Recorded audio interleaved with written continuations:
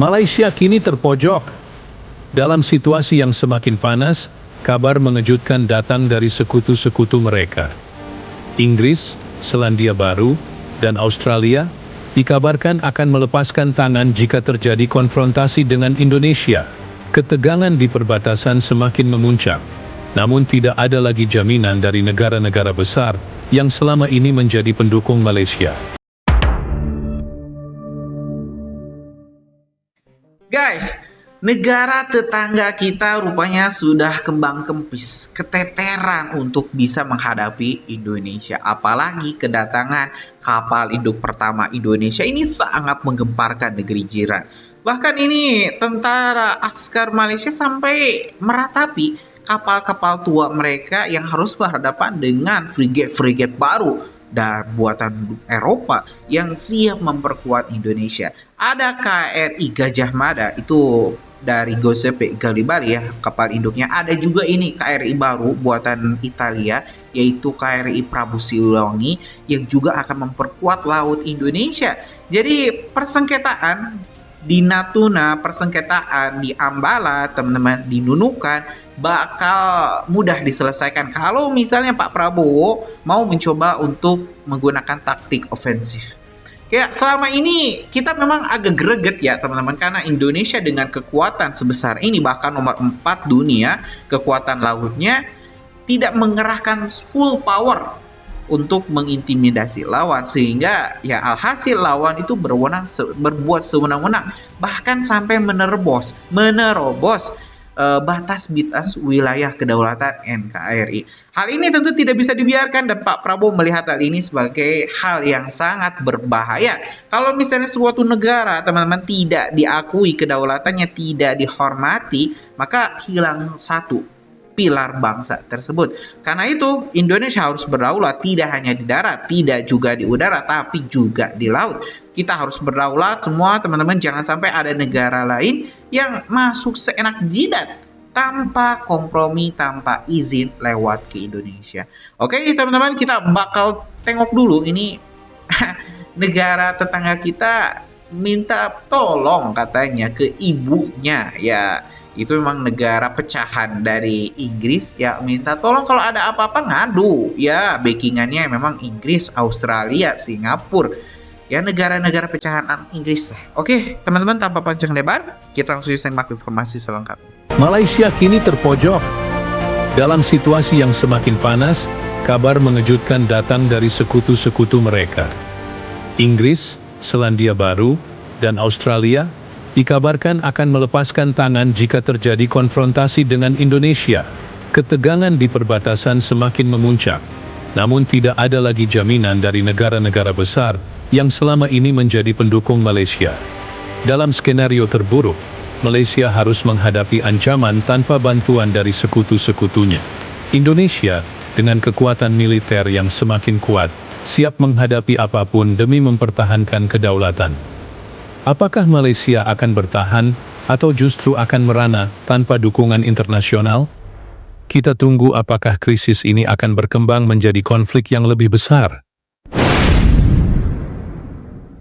Apakah benar Malaysia bakal sendirian kalau konflik Ambalat meledak dan Indonesia melangkah lebih jauh? Kemana Inggris, Australia, dan Selandia Baru yang selama ini disebut sekutu setia Kuala Lumpur? Benarkah mereka lepas tangan saat krisis nyata datang? Tenang, jangan kemana-mana, karena di akhir video ini gua bakal bongkar siapa yang sebenarnya dilindungi, siapa yang ditinggal, dan kenapa peta kekuatan kawasan justru berpihak ke Indonesia. FPDA itu aliansi pertahanan antara Inggris, Australia, Selandia Baru, Malaysia, dan Singapura. Fokus utamanya buat jaga keamanan Malaysia dan Singapura. Tapi, kalau ada serangan, kelima negara ini wajib langsung konsultasi buat mutusin langkah bareng, bukan otomatis kirim pasukan kayak NATO. Dulu, Indonesia memang melihat FPDA sebagai ancaman, karena aliansi ini dibentuk setelah konfrontasi Indonesia-Malaysia dan dianggap untuk mengimbangi kekuatan Indonesia di kawasan. Seiring waktu, sentimen itu mulai mereda, tapi sebagian elit keamanan Indonesia tetap memandang FPDA dengan waspada. Apalagi karena 3 negara anggota FPDA berbatasan langsung dengan Indonesia dan punya kekuatan militer lebih besar. Isu Ambalat kembali naik ke permukaan di penghujung 2025. Bukan karena kontak senjata, tapi karena kesadaran geopolitik yang mulai terbuka. publik Malaysia perlahan menyadari bahwa konflik dengan Indonesia tidak lagi sesederhana adu klaim atau unjuk kekuatan.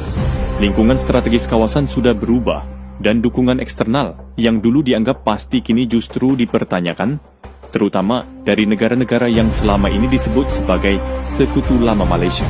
Selama puluhan tahun, narasi pertahanan Malaysia kerap bertumpu pada bayang-bayang perjanjian historis seperti FPDA. Banyak elit dan warganet Malaysia menganggap skema ini sebagai jaring pengaman otomatis jika konflik pecah.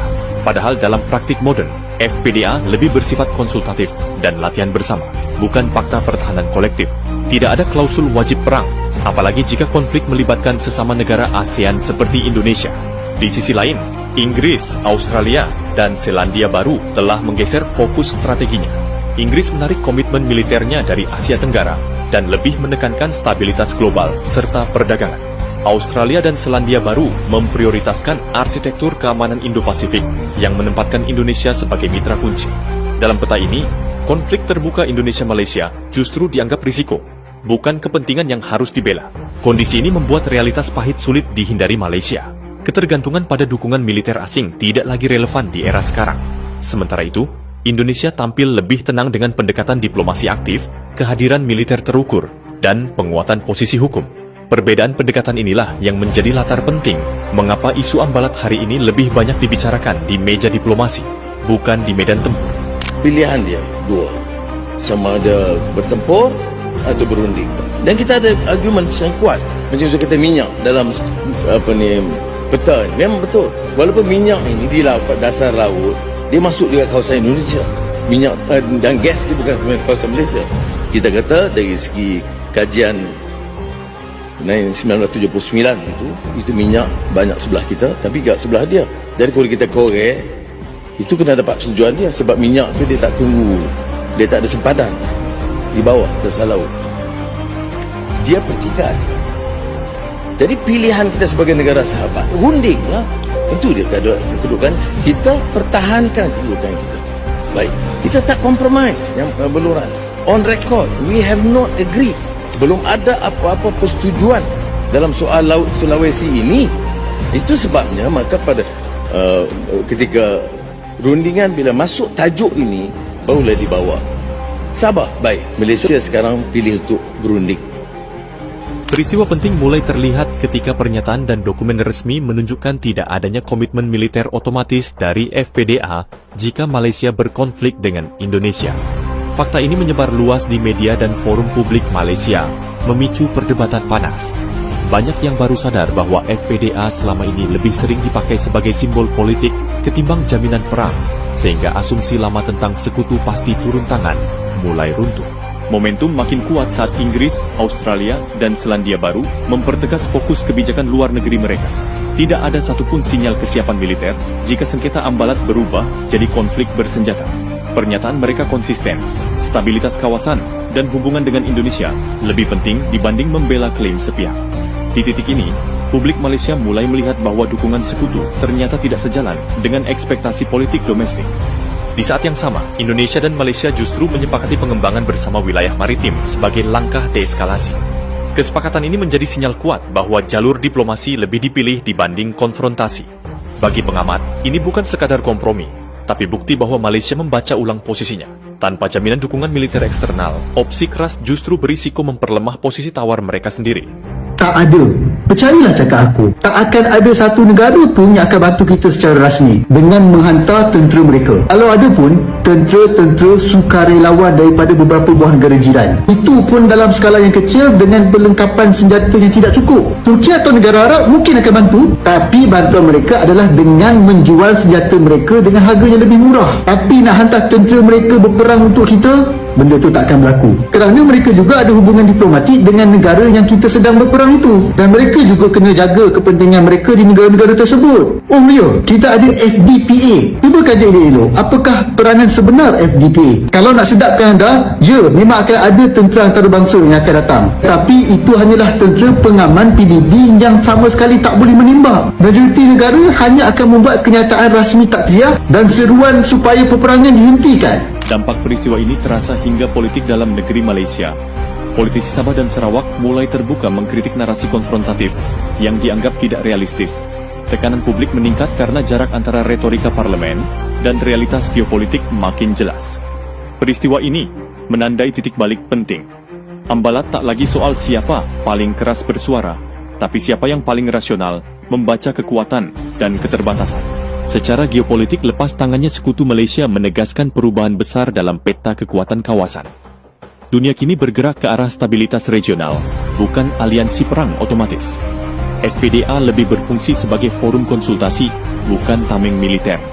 Negara-negara barat melihat Indonesia sebagai aktor kunci Indo-Pasifik, sehingga membela Malaysia dalam konflik terbuka justru berisiko merusak keseimbangan kawasan yang selama ini dijaga bersama. Dari sisi ekonomi, konflik Indonesia-Malaysia akan berdampak langsung pada jalur perdagangan, investasi, dan keamanan laut. Sekutu Malaysia membaca risiko ini dengan sangat kalkulatif. Indonesia adalah mitra dagang besar, pasar utama, sekaligus jalur strategis logistik global. Membela Malaysia berarti mempertaruhkan kepentingan ekonomi jangka panjang. Inilah alasan utama mengapa negara-negara tersebut memilih netral dan mendorong penyelesaian diplomatik. Bagi Indonesia, situasi ini justru memperkuat posisi tawar internasional. Jakarta tampil sebagai negara yang tenang, rasional, dan taat hukum internasional. Sikap ini membuat banyak negara memilih diam atau netral, bahkan cenderung memahami posisi Indonesia. Kepercayaan global meningkat, baik dalam kerjasama pertahanan, investasi, maupun peran Indonesia sebagai penyeimbang stabilitas di kawasan Indo-Pasifik. Kedepan, Malaysia diprediksi akan semakin menurunkan tensi konfrontasi dan fokus pada jalur dialog serta joint development. Tanpa jaminan dukungan militer eksternal, eskalasi terbuka hanya akan memperburuk posisi tawar mereka. Pemerintah Malaysia kemungkinan memperkuat narasi diplomasi domestik sambil meredam retorika keras, karena realitas geopolitik global jelas tidak berpihak pada konflik bersenjata di kawasan ASEAN. Sementara itu, Indonesia diperkirakan tetap konsisten dengan pendekatan tenang namun tegas. Kehadiran militer akan dijaga terukur, bukan provokatif, sembari memperkuat posisi hukum internasional. Langkah ini membuat Indonesia sulit diposisikan sebagai agresor. Strategi ini juga membuka ruang kerja sama ekonomi dan maritim, sekaligus menekan Malaysia agar menyelesaikan sengketa lewat mekanisme yang rasional dan saling menguntungkan. Kasus Ambalat menunjukkan satu hal penting. Di era sekarang, suara paling keras bukan penentu kemenangan. Dunia menilai siapa yang stabil, konsisten, dan patuh pada hukum internasional.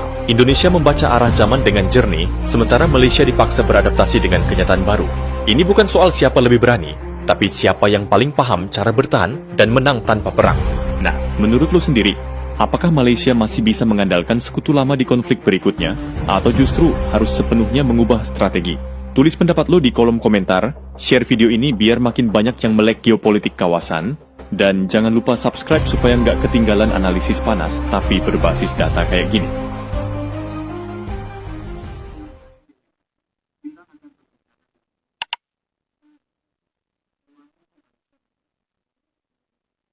Akhirnya Malaysia mengalah dan minta ekspor listrik ke Jakarta. 12 perjanjian ini bikin Malaysia semakin lemah. Akhirnya Malaysia mengalah juga dengan negara kita. Tanpa disadari, Malaysia semakin terpojok dengan kondisi ekonominya sendiri.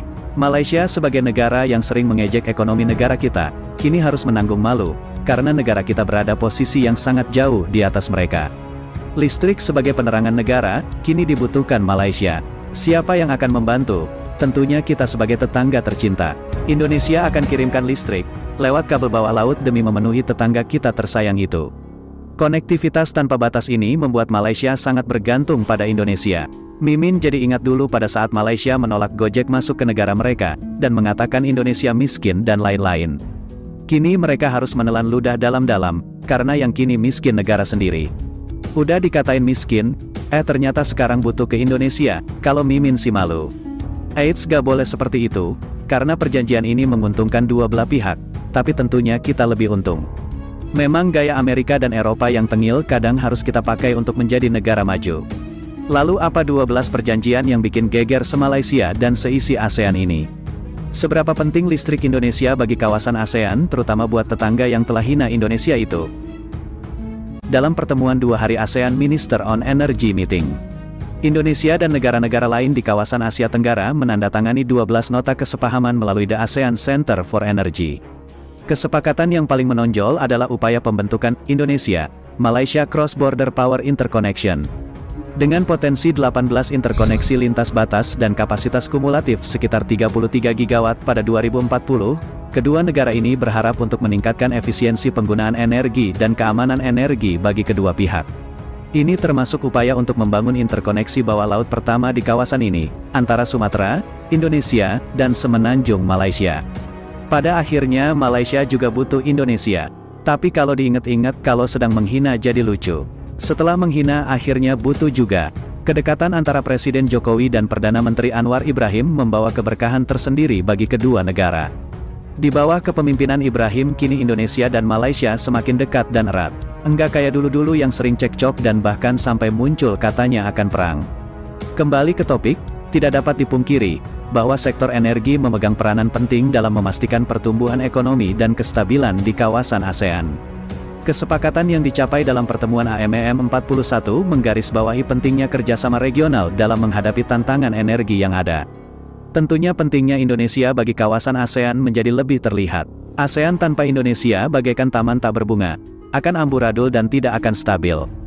Dengan Indonesia dan Malaysia berada di garis depan inisiatif lintas batas, kita dapat melihat potensi besar dalam integrasi pasokan energi antara kedua negara. Diharapkan, hal ini akan mendorong investasi di sektor energi, menciptakan lapangan pekerjaan, dan mendorong pertumbuhan ekonomi di kedua negara. Semoga ini membawa Indonesia dan Malaysia pada titik kemakmuran dan menjadi sahabat karib yang kemana-mana saling memikirkan. Kesepakatan dengan berbagai lembaga internasional dan universitas menunjukkan visi ASEAN untuk menggabungkan keahlian, teknologi, dan sumber daya untuk mencapai tujuan energi yang berkelanjutan. Ini adalah langkah ke depan yang signifikan dalam mewujudkan visi 2025 ASEAN dalam ketahanan energi dan keberlanjutan. Lama-lama ASEAN akan seperti BRICS membawa pada ekonomi dunia. Jangan-jangan alasan Indonesia gak masuk BRICS karena mau bawa ASEAN ke kancah dunia dan tandingi G7. Itu mungkin terjadi karena ekonomi negara ASEAN memang sangat baik dan layak untuk memimpin dunia. Sebagai negara yang memiliki ekonomi terbesar di kawasan ini, Indonesia memiliki peran strategis dalam kesepakatan ASEAN ini.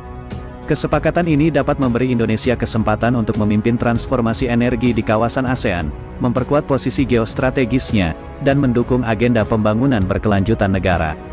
Pada akhirnya, langkah-langkah yang diambil dalam pertemuan AMEM 41 menandai era baru dalam kerjasama energi ASEAN, dengan Indonesia berada di garis depan perubahan. Indonesia sebagai garis depan.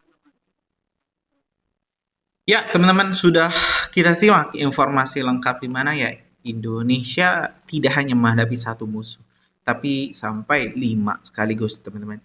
Ada FPDA, teman-teman, ini ada 5 negara yang memang bersatu. Kalau misalnya satu diserang, negara yang lain akan menolong. Induknya Inggris, ada juga Australia, Singapura, dan juga Selandia Baru yang memang ini bersekutu untuk memperkuat satu sama lain. Sedangkan Indonesia sekarang, teman-teman, ya alhamdulillah gabung dengan bloknya AS, yaitu World of Peace. Jadi Indonesia mungkin sudah membaca peta geopolitik, kalau misalnya tetap non-blok maka akan disingkirkan, akan dihabisi bareng-bareng, keroyokan. Tapi kalau misalnya punya backing, ya kita punya backing AS, ya mungkin mereka juga akan memikir-mikir ulang untuk melakukan konfrontasi langsung. Nah, gimana menurut kalian, teman-teman, setelah nonton video barusan? Punya pendapat lain? Coba tulis di kolom komentar, kita bakal diskusikan. Terima kasih, teman-teman, kita bakal lanjut di video selanjutnya. Assalamualaikum warahmatullahi wabarakatuh.